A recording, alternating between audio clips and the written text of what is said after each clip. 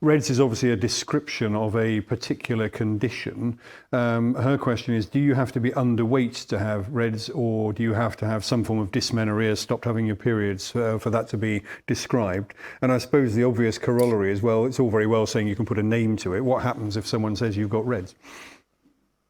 Yeah, it's a really good question, because it's actually still really tricky to diagnose REDS. It's much easier now than it was, and the work done by the IOC expert committee has allowed us to know what to measure, what markers to measure.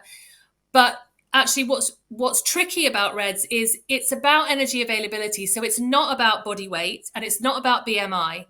And so an athlete can actually present as, quite a healthy body weight, or a body shape, or a body size. It's not just the very lean, light girls that we should be worried about. We've got rowers or powerful cyclists who have had REDS, and they present with a fairly healthy BMI or body weight.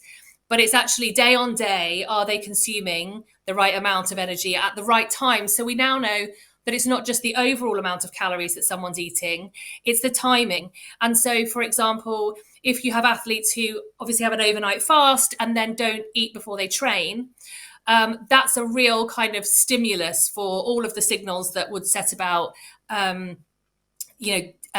of suppressing menstrual function, but as a consequence of energy imbalance. So timing of fueling as well as the amount of fueling is important. So we can't just look at an athlete's body weight. We can't look at their BMI.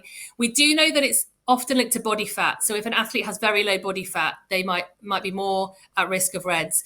But what we have now is screening tools and kind of measurement indices and metrics that will allow us to explore whether someone has REDS. There's no one definitive test. You can't do a blood test and say, well, this is showing up, so it's REDS.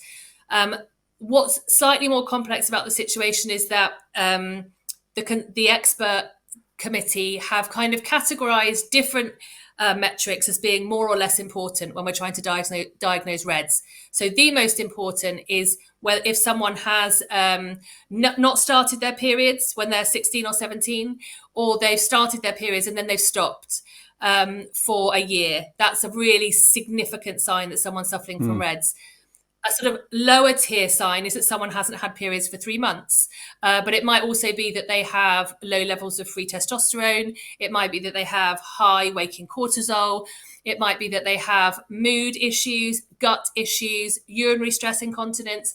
So there's a myriad of things that we can measure and assess and build a picture of whether someone is likely to be suffering from REDS.